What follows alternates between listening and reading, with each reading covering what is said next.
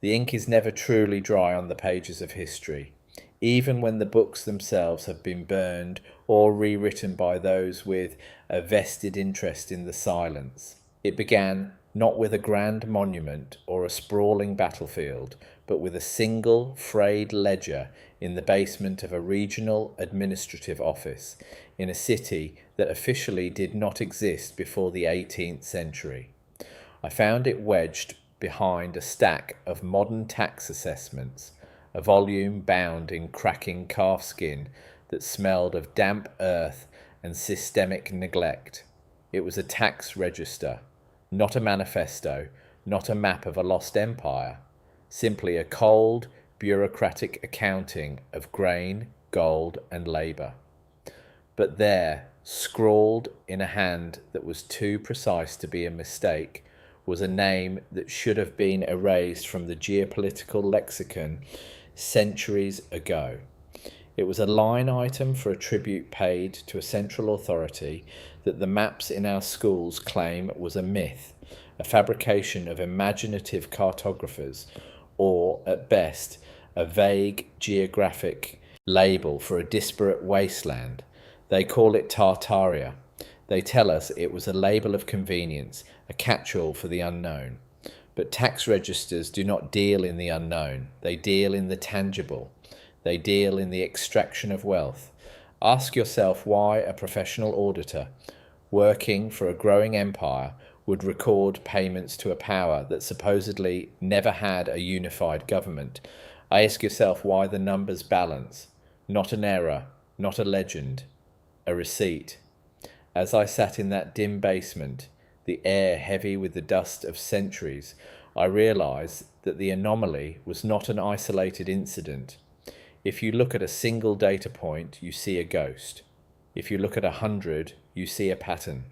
If you look at 1,000, you see a reality that has been surgically removed from our collective consciousness.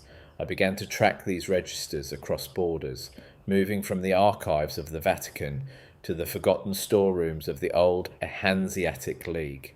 The pattern held in every instance where the official narrative claimed there was a vacuum of power. The tax registers told a story of sophisticated load distribution and complex financial networks.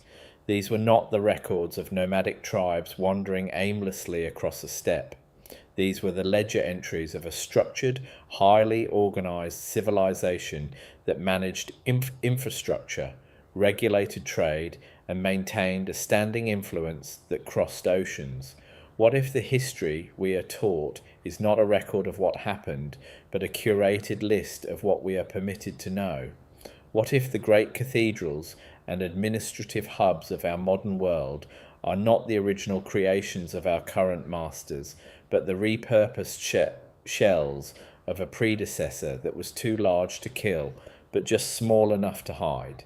It is a chilling thought. It suggests that our entire architectural and political framework is a form of institutional gatekeeping designed to keep us from looking at the foundations. The scale of the erasure is what strikes me first. It is not merely the removal of a name from a map. It is the systematic reclassification of an entire global epoch. When we look at the monolithic structures that pepper the globe, from the star forts of the Americas to the grand, impossible domes of Central Asia, we are told stories of primitive tools and backbreaking manual labour. We are told these structures were built by people who had barely mastered the horse and cart.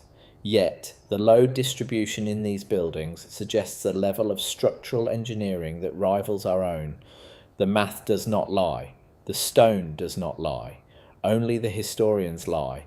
They speak of architectural styles as if they were fashion trends, ignoring the fact that these styles appeared simultaneously across the globe with no clear lines of communication between the builders. Not a coincidence, not a trend, a standard. I began to see the world as a crime scene where the body has been removed, but the bloodstains remain in the form of these impossible buildings. The tax registers provide the motive. They show a civilization that was too wealthy, too efficient, and perhaps too free. A civilization that did not rely on the centralized banking systems that define our modern existence. That is a dangerous precedent for any rising power. If you want to control a people, you must first convince them that they have no past worth remembering. I found myself standing in front of a colonial-era courthouse in a mid-sized American city, a building that the local historical society claims was built in 1840. I looked at the basement windows, half buried in the soil, and the massive granite blocks that formed the foundation. This was not the work of pioneers struggling to survive on the frontier. This was the work of a civilization that understood the permanent nature of power.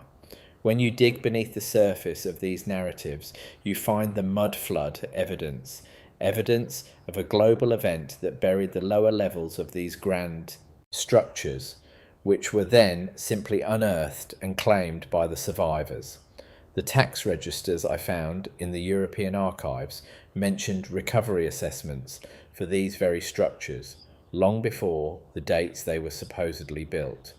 It is a form of historical squatting. The victors did not just write the history books, they inherited the infrastructure and then claimed they were the architects.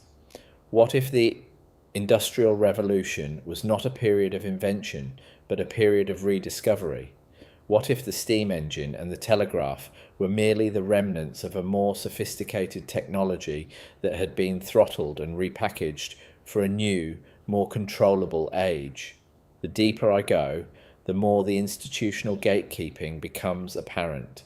Every time I present a ledger or a map that contradicts the standard model, I am met with a wall of academic silence or dismissive ridicule.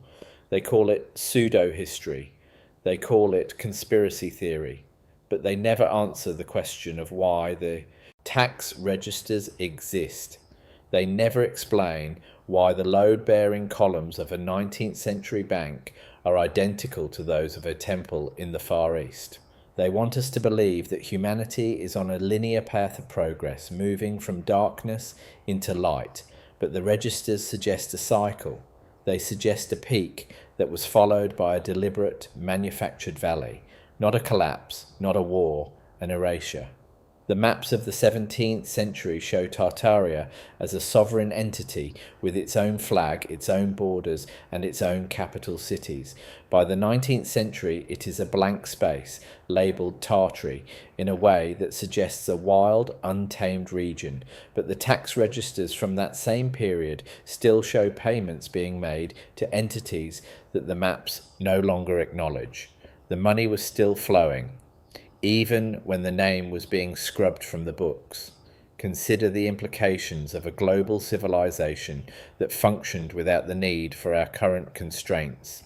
Imagine a world where the distribution of resources was managed not by the scarcity-driven models of our modern economy, but by a network of cities that functioned as a single integrated machine. This is what the registers hint at. They show a level of logistical coordination that is staggering. Grain from the plains of what we now call Russia being taxed and accounted for in the ports of the Pacific, all under a single administrative umbrella.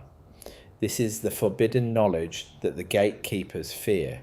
If we realize that a different world was once possible, we might start to question why our current world is so fractured, so expensive, and so difficult to navigate. The somber reality is that we are living in the ruins of a giant, and we have been told that we are the giants. It is a profound form of gaslighting. We walk past these grand buildings every day, never noticing that they are far too large for our needs, far too complex for the tools of the era that supposedly built them. We are like children, playing in an abandoned palace, convinced that we built the walls. What if the Great Fire of London, the Great Fire of Chicago, and the dozens of other urban conflagrations of the 19th century were not accidents? What if they were tactical demolitions designed to remove the most obvious evidence of the old world? In the tax registers, these fires are often preceded by a change in ownership, a sudden revaluation of the property, and the arrival of inspectors who seem to have no history of their own. After the fires, the cities are rebuilt in a simplified style, using the foundations of the old world, but stripping away the sophisticated technology that might have been integrated into the original stone. The registers show the transfer of wealth from the local populations to centralized entities that appear out of nowhere. It is a pattern of conquest masquerading as urban renewal, not a disaster, not an accident, a clearing. I have seen the blueprints of the rebuilt cities, and they are often more like maps of a prison than plans for a community. The staccato rhythm of the demolition and reconstruction is the heartbeat of the New World Order. There is a specific kind of silence that accompanies this kind of research. It is the silence of a library where the most important books have been moved to a restricted section. It is the silence of a professor who knows the answer but values his tenure more than the truth. I have spoken to archivists who admit, in whispered tones, that there are anomalies in the records that they are instructed to ignore. They call them legacy errors. But how can a legacy error span 300 years and 4 continents? How can a legacy error involve the taxation of millions of people and the movement of vast quantities of gold? The pseudo-academic language used to dismiss these findings is a shield, designed to protect the fragile ego of a historical narrative that is built on a foundation of sand. The truth is much more unsettling. The truth is that we are a people with amnesia, and our doctors are the ones who gave us the pills. The tax registers are the only thing that remains of our memory, a paper trail that leads back to a home we are no longer allowed to visit. I move my investigation to the coastal cities, where the evidence of the old world is most visible and most suppressed. In the tax registers of the old maritime guilds, there are references to Tartarian shipping lanes that remained active well into the mid-1800s. These were not the routes of explorers. They were established commercial corridors used for the transport of goods that required specialized handling. The load distribution on the ships described in these ledgers suggests a maritime technology that far exceeded the wooden sailing vessels we are told were the pinnacle of the era.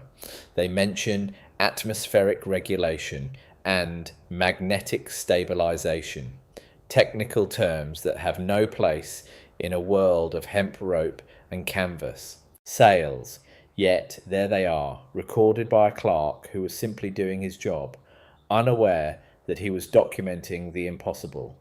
Not a fantasy, not a dream, a manifest. Who were the sailors on these ships? Where did they go when the ports were closed and the registers were seized?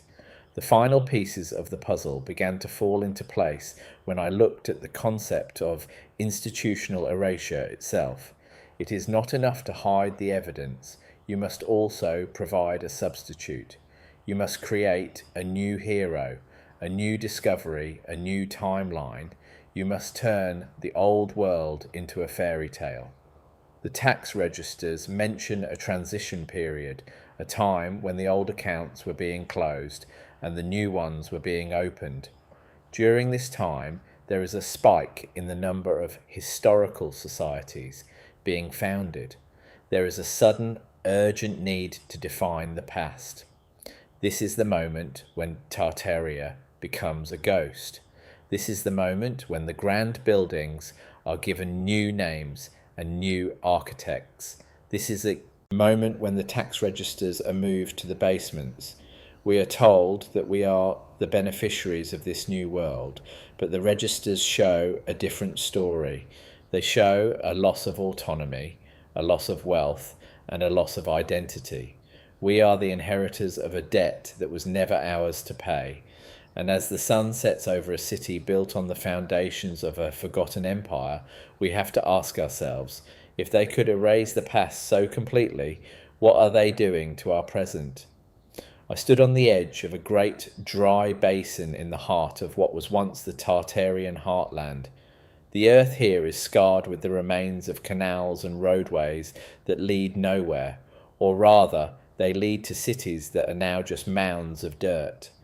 In the tax registers, this region was once the breadbasket of an empire, a lush and vibrant landscape that supported millions. Now it is a wasteland. They tell us it was climate change or the natural shifting of the sands, but the registers show a sudden cessation of water rights, a deliberate cutting of the lifeblood of the region. It was a planned desolation, not a drought, not a famine, a siege. Why would you destroy your own land? Only if the land was no longer yours. Only if you wanted to ensure that no one else could ever use it again. The institutional gatekeeping extends even to the geography itself. We are told the desert has always been there, but the ink in the ledger says otherwise. The ink says there was life and wealth and a power that had to be broken at any cost. The skepticism of authority is not a choice. It is a necessity when you realize that every official source is a part of the same closed loop. The museums, the universities, the government archives, they all share the same script. They all agree on the same timeline, despite the physical evidence that screams to the contrary. When I find a tax register that mentions a city in the American Midwest that was re-established on the site of an existing municipal structure, and then I go to that city and find a star fort buried under a park, I am not seeing a coincidence. I am seeing the mechanics of a global reset. The staccato rhythm of the evidence is undeniable. Fact, fact, fact. And yet, the narrative remains unchanged. They rely on our inability to see the forest for the trees. They rely on our desire for a simple, comfortable story. But the story is not comfortable. It is somber. It is unsettling. It is the story of a world that was stolen while we were sleeping. Ask yourself why the Wild West was settled so quickly. Ask yourself how a group of pioneers with limited resources could build massive, ornate cities in a matter of a few decades. The tax registers show that the money for these new cities was often redirected from sequestrated assets of an unspecified origin. These were not the taxes of the pioneers. These were the spoils of war. The settlement of the West was actually a mop-up operation, a systematic occupation of the remains of the Tartarian infrastructure in the Americas. The registers mention custodial management of existing rail lines and telegraph wires that the history books say were laid by the very people who were actually just digging them out of the mud. What if the Pony Express was just a cover for a pre-existing communication network that was being refurbished? The scale of the lie is so vast that it becomes invisible. We cannot imagine a deception this large, so we assume it must be true. I have spent years tracing the flow of wealth from the old world to the new, following the trail of the tax registers like a bloodhound. It always leads back to the same small group of institutions. These are the gatekeepers of the transition. They are the ones who converted the Tartarian gold into the fiat currency of the modern age. They are the ones who issued the new deeds for the old lands. They are the ones who funded the expeditions to map the newly discovered territories. It is a closed system of intellectual and financial control. The registers show that the transition was not a single event, but a series of calculated moves designed to consolidate power while erasing the competition.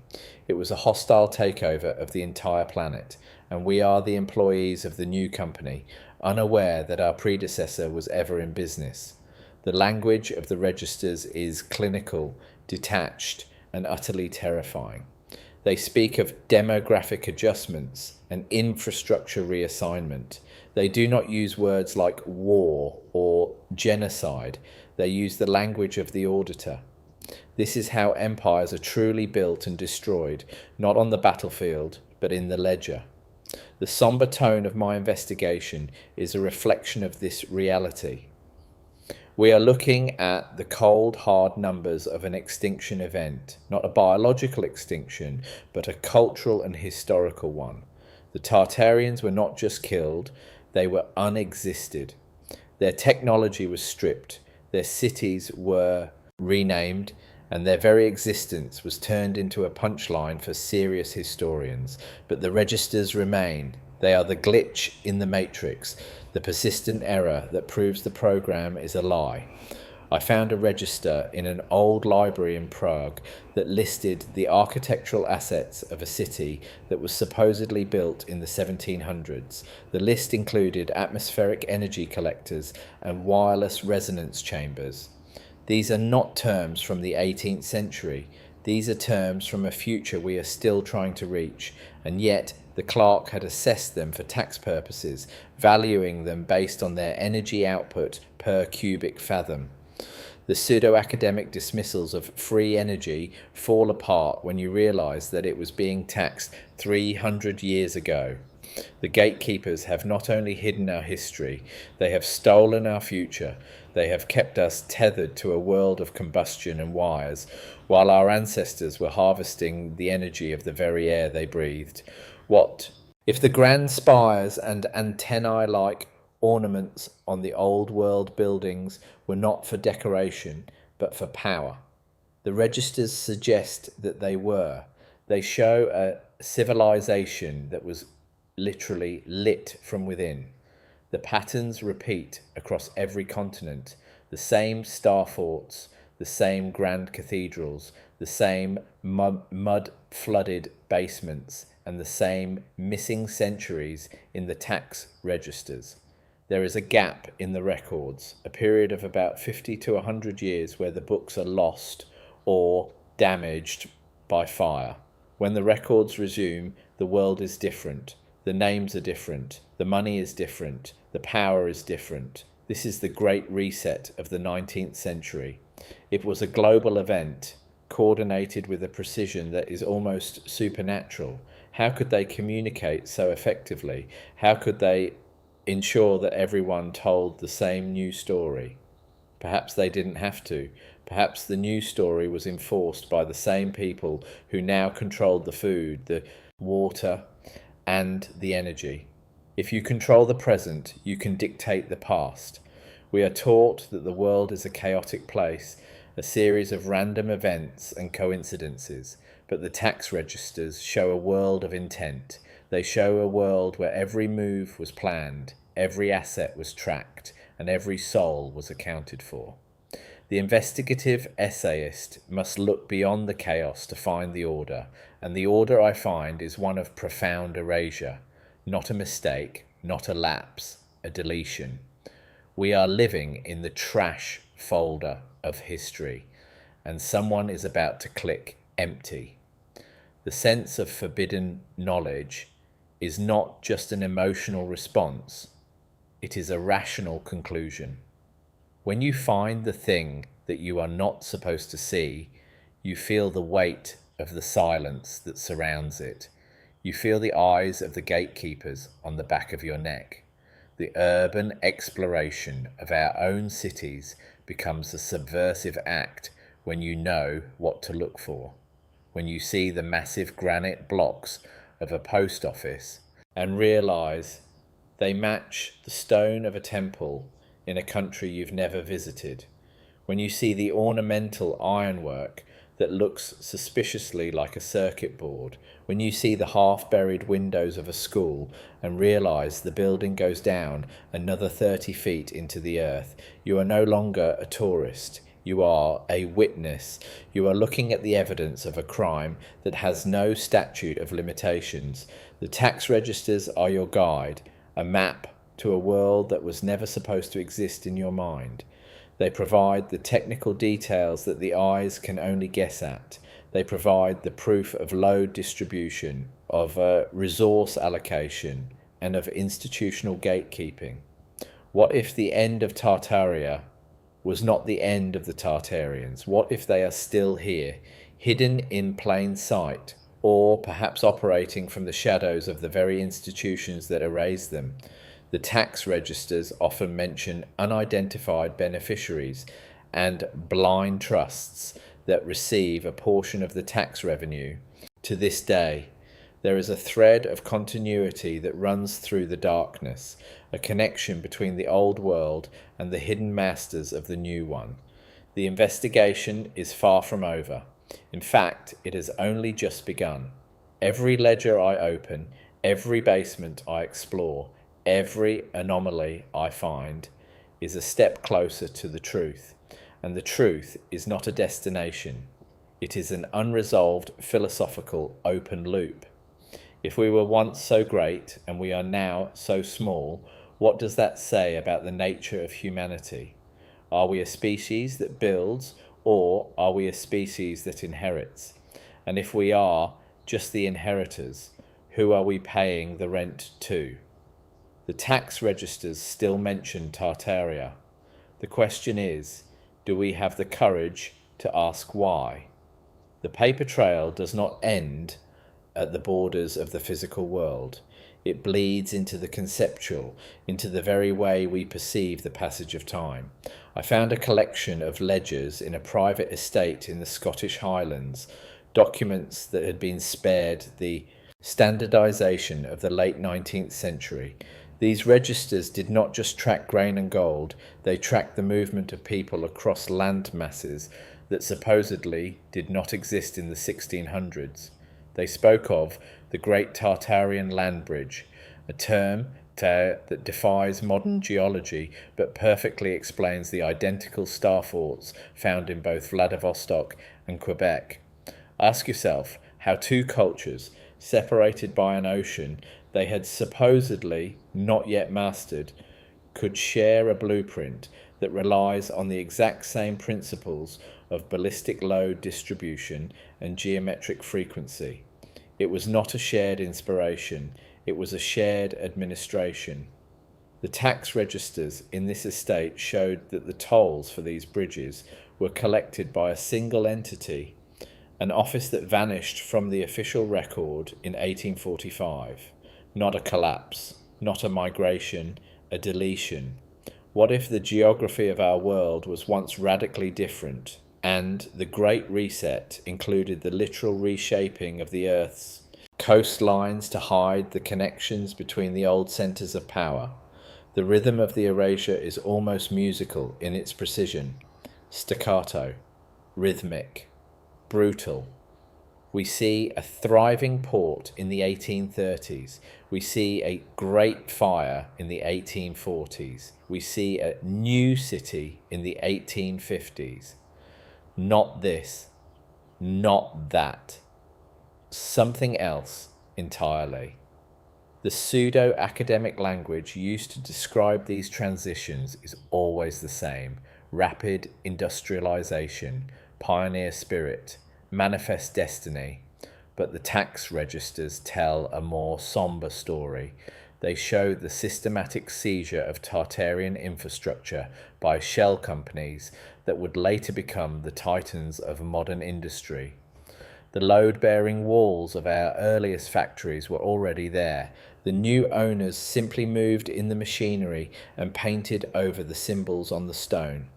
I have seen the original assessments for these buildings, and they are listed as pre-existing municipal assets years before the pioneers supposedly arrived with their horse-drawn wagons. The institutional gatekeeping is so thorough that even the soil has been recruited into the lie.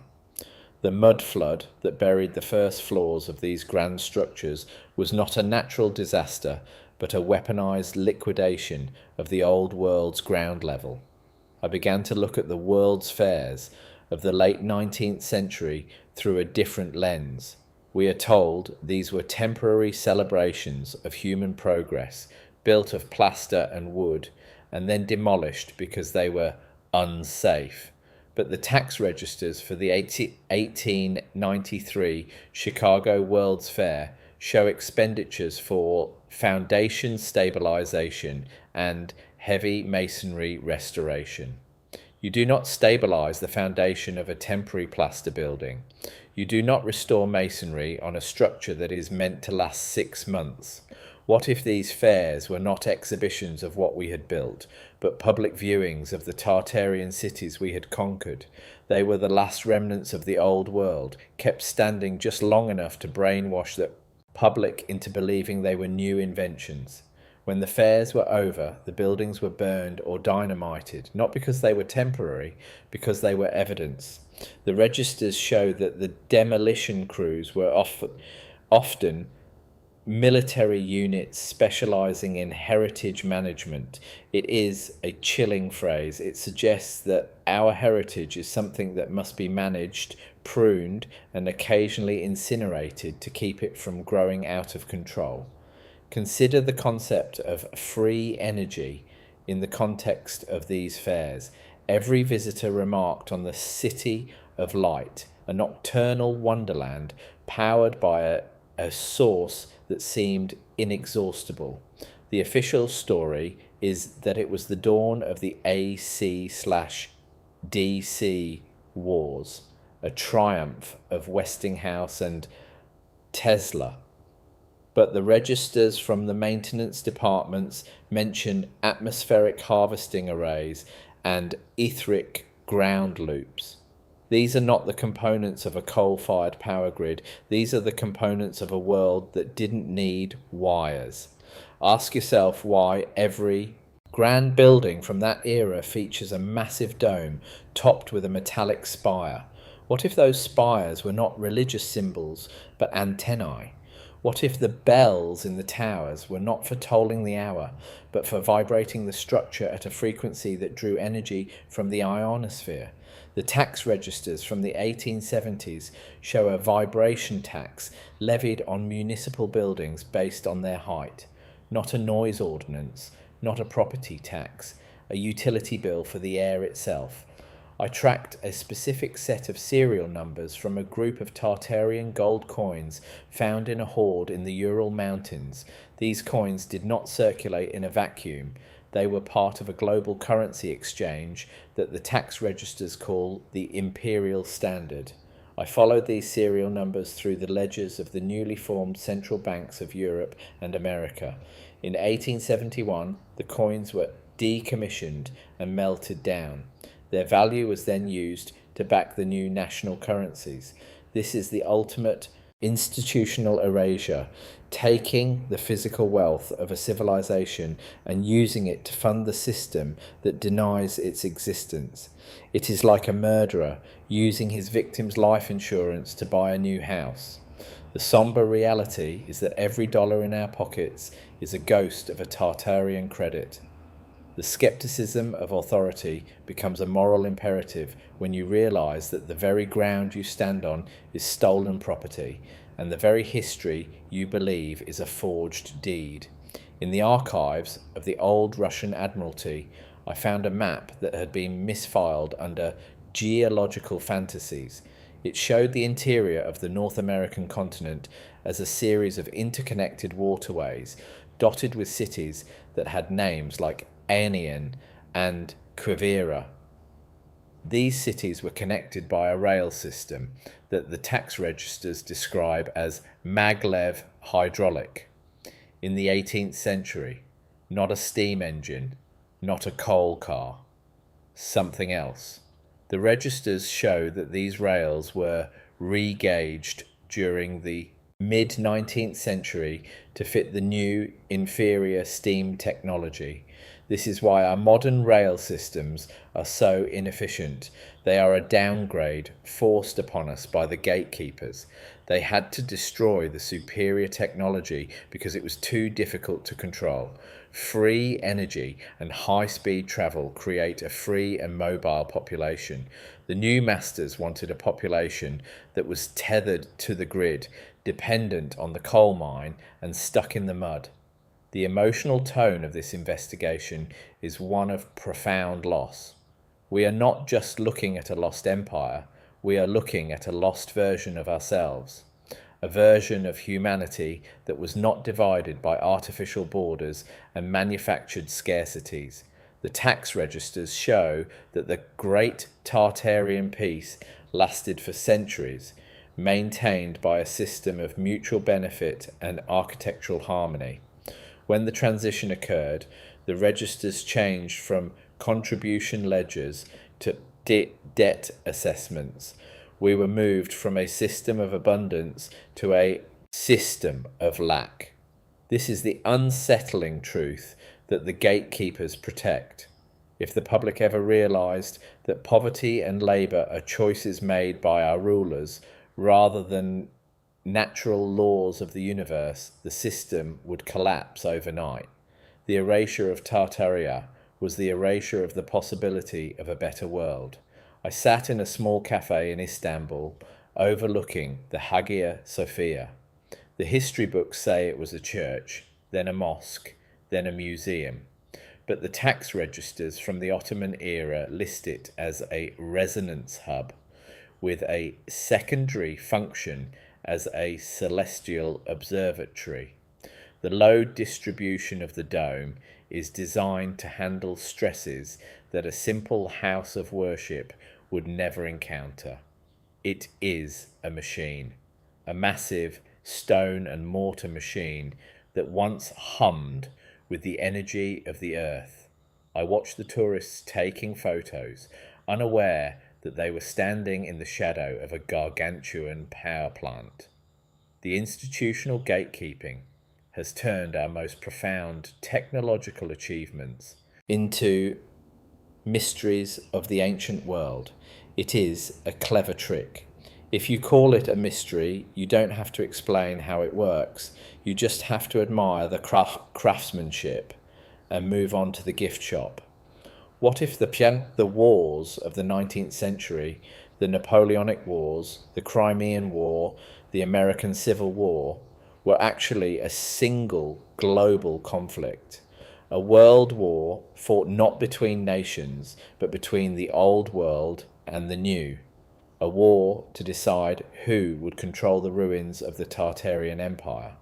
The tax registers show that the funding for all sides of these conflicts often came from the same source, the transition fund managed by the emergent banking dynasties.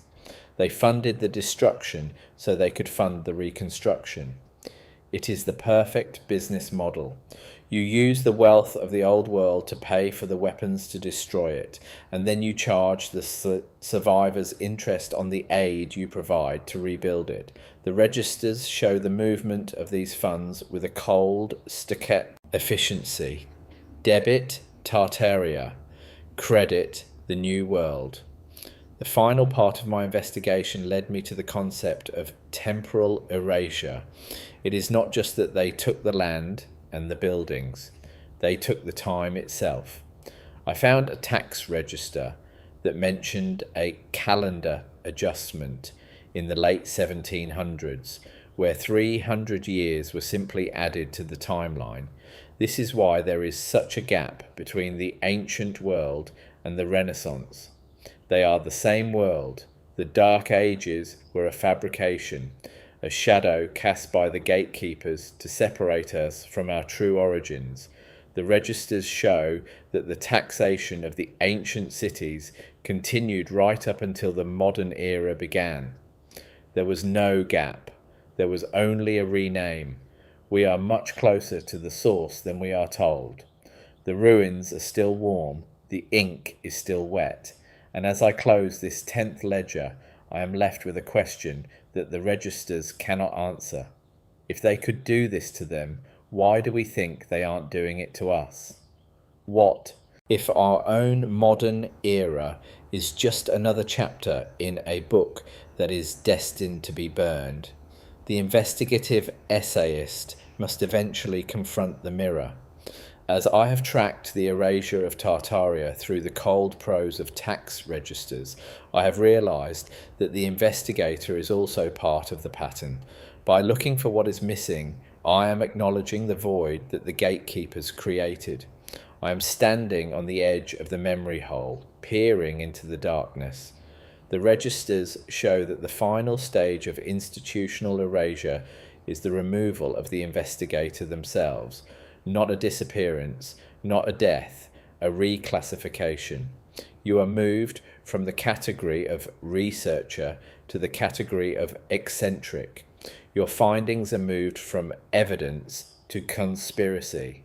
The staccato rhythm of the system is designed to drown out the quiet voice of the truth.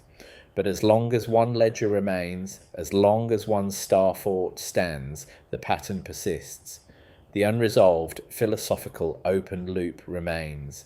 In a world where history is a weapon, who holds the pen? And what are they writing about, you, right now? I found a map in a locked cabinet in the basement of a university in Vienna. It was dated 1812, and it showed a vast network of tunnels connecting the major cities of Europe, Asia, and North America. The tax registers call these the subterranean arteries. They were used for the high-speed transport of pressurized capsules.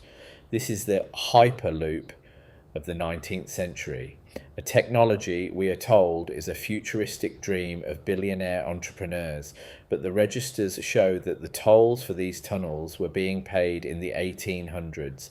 They show that the maintenance of the pressure seals was a major line item for the municipal governments. When the Great Reset occurred, these tunnels were not destroyed, they were sealed. They are still there, running beneath our feet, a hidden circulatory system for a dead giant. What if the bad subways of London and New York are just the small, repurposed segments of a much larger global network? The skepticism of authority is the only rational response to a world built on such a massive scale of deception. We are told that we live in an era of unprecedented transparency, yet we cannot explain the construction of our own state capitals. We are told we are the masters of information, yet we cannot find a single honest account of what happened to the most powerful empire on earth only 200 years ago. The tax registers provide the only anchor in this sea of lies. They are the black box of the historical crash. They record the altitude, the speed, and the moment of impact. They record the names of the pilots and the contents of the cargo, and they record the fact that the crash was not an accident. It was a controlled descent, followed by a fire to hide the evidence. Not this story, not that story, something else. The somber tone of the investigation deepens as I realize the extent of the architectural plagiarism that defines our modern world. We are told that the neoclassical style was a tribute to the Greeks and Romans, a rebirth of ancient ideals, but the registers show that these buildings were not tributes, they were refurbishments. The builders of the 18th and 19th centuries were not architects, they were restorers. They took the massive, energetic structures of the Tartarian era and stripped away the technology, replaced the atmospheric collectors with statues of gods and goddesses, and claimed they had designed them from scratch. It is a form of cultural identity theft. We are living in a world of hand-me-down monuments, wearing the clothes of a civilization we are told never existed. Ask yourself why the great library of every major city always seems to burn down just as a new regime takes power. Ask yourself why the most important records are always lost in a flood or misplaced during a move. The tax registers I found are the ones they missed. They are the scraps that fell behind the desk. They are the evidence that the institutional gatekeeping is not perfect. There are cracks in the wall, and through those cracks we can see the light of a different world, a world where the distribution of wealth was not a zero-sum game, a world where the load distribution of society was as balanced as the load distribution of its buildings. This is the forbidden knowledge that the authorities fear most. Not that we will find the gold, but that we will find the blueprint.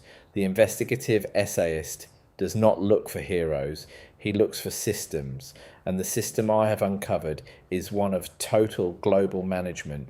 The tax registers show that the transition from Tartaria to the modern world was a change of management on a planetary scale. The new managers were more efficient, more ruthless, and much better at PR. They created the nations and the borders to keep us from realizing that we were all part of the same estate. They created the wars to keep us busy and the taxes to keep us poor. And they created the history to keep us from asking for our inheritance back. It is a brilliant, terrifying achievement, a masterpiece of social engineering that has lasted for over a century. What if the Industrial Revolution was actually a period of decommissioning?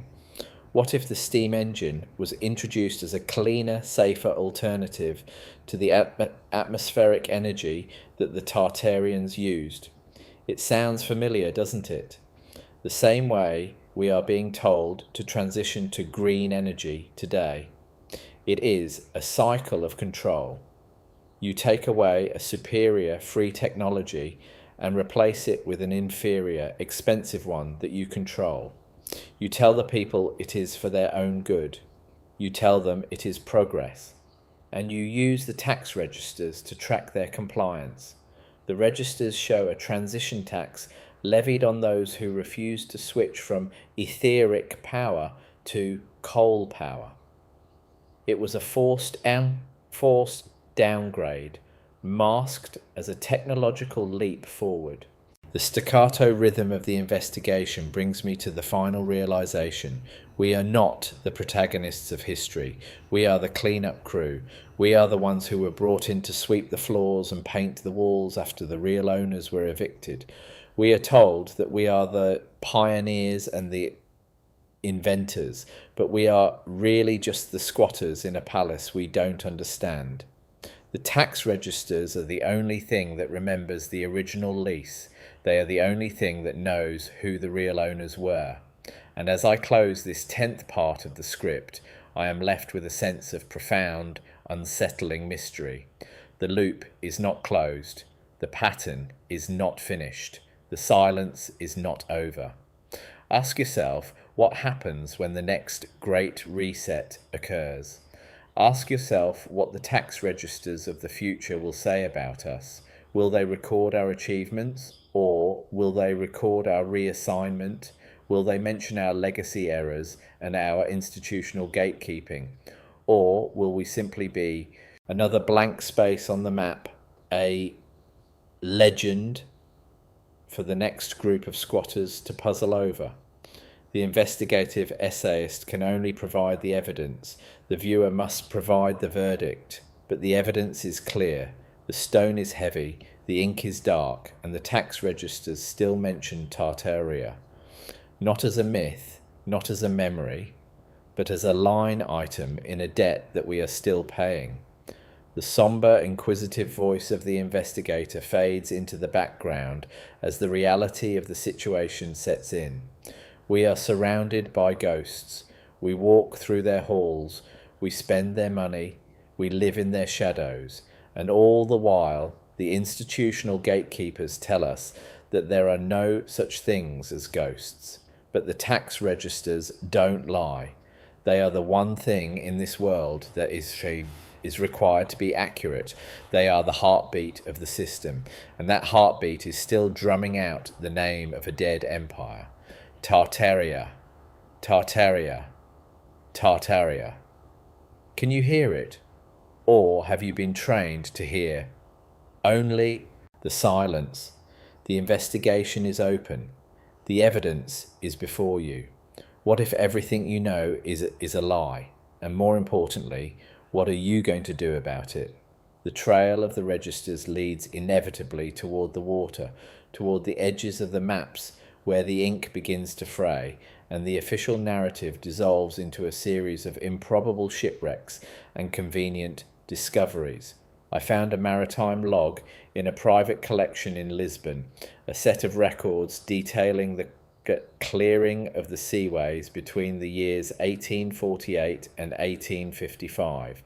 These were not military operations in the traditional sense, they were administrative purges. The tax registers associated with these logs mention the salvage of sunken power nodes and the removal of atmospheric relay buoys from the mid-Atlantic. Ask yourself why a 19th century navy would be concerned with harvesting power nodes from the middle of the ocean. Ask yourself why the cost of these operations was hidden under the guise of lighthouse maintenance, not a beacon, not a warning, a recovery. The load distribution of the objects described in these ledgers suggests a weight and density that no wooden frigate could possibly carry. These were the components of a global energy grid that utilized the salt water as a conductor, a network that allowed Tartarian vessels to traverse the globe without a single lump of coal or a yard of canvas. As I analysed these maritime assessments, the staccato rhythm of the erasure became deafening. Clear the buoys, seal the ports, rename the islands. Not this geography, not that history. Something else. The institutional gatekeeping of the sea is perhaps the most absolute of all, for the ocean leaves no ruins that a common man can visit. Only the divers know, only the cable layers know, and the tax registers show that the early telegraph companies were not laying new lines, they were tapping into existing subaqueous conduits. What if the telegraph was merely the repurposed nervous system of a dead world? The registers show that the usage fees for these lines were paid to entities that had no physical address, no board of directors, and no country of origin. They were payments to the ghosts of the old administration, a lingering financial ghost in the machine. The sombre reality is that our modern communications are built upon the skeleton of a superior, more elegant predecessor. We are shouting through a tin can tied to a gold wire. I moved my investigation to the great star forts of the coastline, those geometric anomalies that appear with haunting regularity from the shores of Florida to the cliffs of the Baltic. We are told they were built to defend against cannon fire, yet their intricate fractal designs are visible only from the air. Ask yourself why a general would build a fort that requires a bird's eye view to appreciate its symmetry. Ask yourself why the tax registers for these forts often list them as frequency resonators or water purification plants. The load distribution within the star-shaped bastions is perfectly tuned to the movement of water through the surrounding moats, not a defence, not a prison, a filter, a generator. These were the organs of the Tartarian world, maintaining the health of the environment and the energy of the people. When the new masters arrived, they put cannons on the walls and told us they were for war. They turned the fountains of life into the bastions of death. The investigative essayist must confront the unsettling nature of the industrial transition. In the tax registers of the 1860s, there is a sudden and unexplained spike in the disposal of copper and brass. Tons of high-quality metal were being melted down and sold as scrap, while the new industries were struggling with inferior iron and steel. Why would a civilization throw away its most valuable conductors just as it was supposedly entering the age of electricity, unless the electricity they were entering was a different kind, a more profitable, more taxable kind? The old copper and brass were part of the free energy infrastructure, the antennae and the ground loops that the registers call the Commonwealth. By melting them down, the gatekeepers did not just destroy the technology, They destroyed the possibility of its return. They turned the people's power into their own profit. It is a cynical, brilliant maneuver. Not a revolution, a liquidation. The rhythm of the records shifts as we enter the era of the Great Surveys. Between 1870 and 1890, every major power on Earth sent out expeditions to map the world. We are told they were exploring uncharted territory, but the tax registers show that these expeditions were accompanied by demolition consultants and historical revisionists. Their job was not to find new things, but to make sure the old things were properly classified or properly removed. I found a ledger from a British surveyor in India who recorded the destruction of 24 monolithic power spires that were interfering with the new colonial aesthetic. They weren't just clearing the land, they were clearing the skyline. They were making sure that when we looked up, we saw only the empty sky and the flags of our new masters. The institutional gatekeeping of the horizon is the ultimate form of psychological warfare. If you cannot see the height from which you have fallen, you will never think to climb back up. The emotional tone of the investigation turns toward a provocative skepticism when examining the founding of our modern universities. The tax registers show that many of these institutions were endowed with the seized libraries of the old world. These were not books of philosophy and poetry. They were technical manuals, maps of the energy grid, and registers of the global population. The universities were created to guard this knowledge, to filter it, and to release only the fragments that serve the new narrative. They call it higher education. I call it information containment. The staccato sentence structure of the academic paper is the bars of a cage. Not this truth, not that fact, only the approved syllabus. I have seen the restricted access lists in the basements of these universities, and they are filled with the names of Tartarian scientists and architects who have been erased from every textbook. Consider the Great Exposition of 1900 in Paris. The tax registers for this event are a masterpiece of obfuscation. They list the Palace of Electricity as a temporary structure, yet the load distribution of its steel frame was designed to support a permanent weight 10 times greater than the building itself. What was it actually supporting?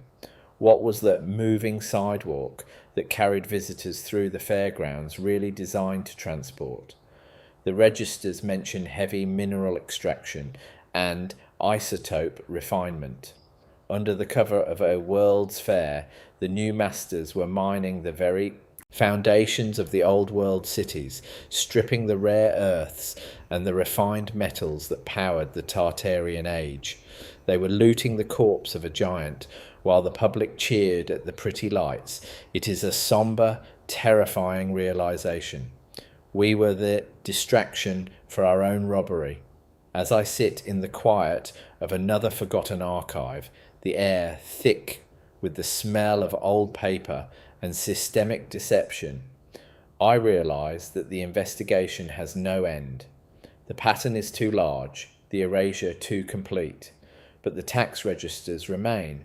They are the unresolved philosophical open loop of our existence. They prove that we are not the first, and we are certainly not the most advanced. They prove that our history is a curated lie, a rhythmic series of events designed to lead us toward a specific, controlled future. Ask yourself what happens when the current system runs out of old world assets to strip. Ask yourself what they will tax when there is nothing left to erase.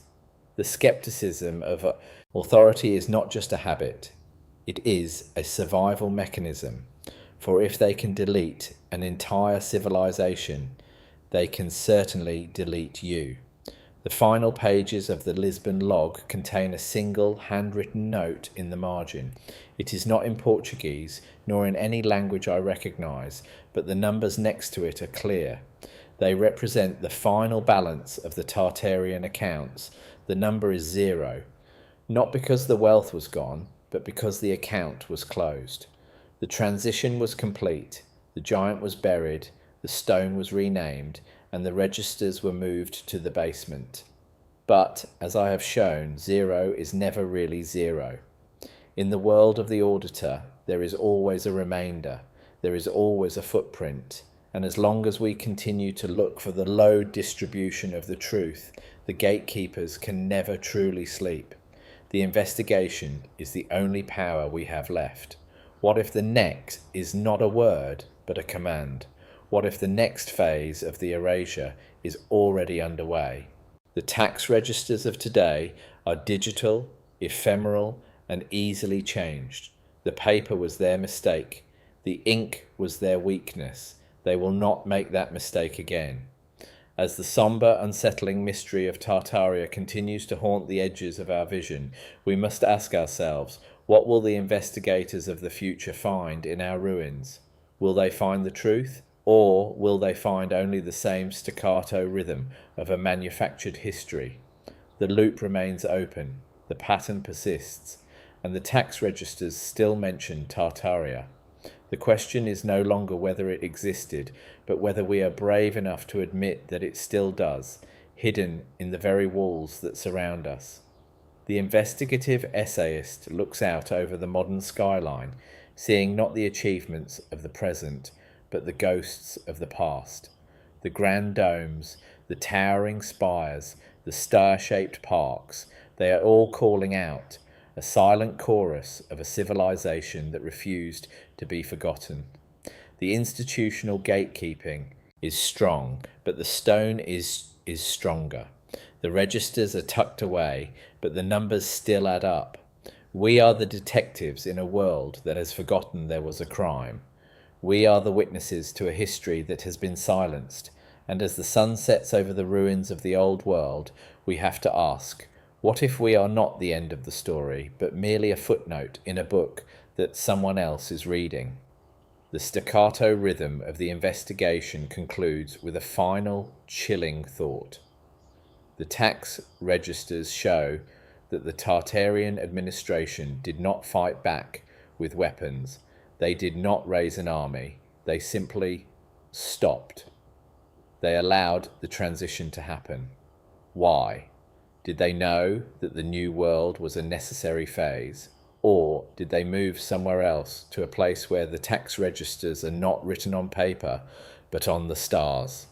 The unresolved philosophical open loop remains. We are the children of the vacuum, the inheritors of the silence. And until we find the courage to read the registers for ourselves, we will forever be the guests in a house we do not own, paying rent to a landlord who doesn't exist.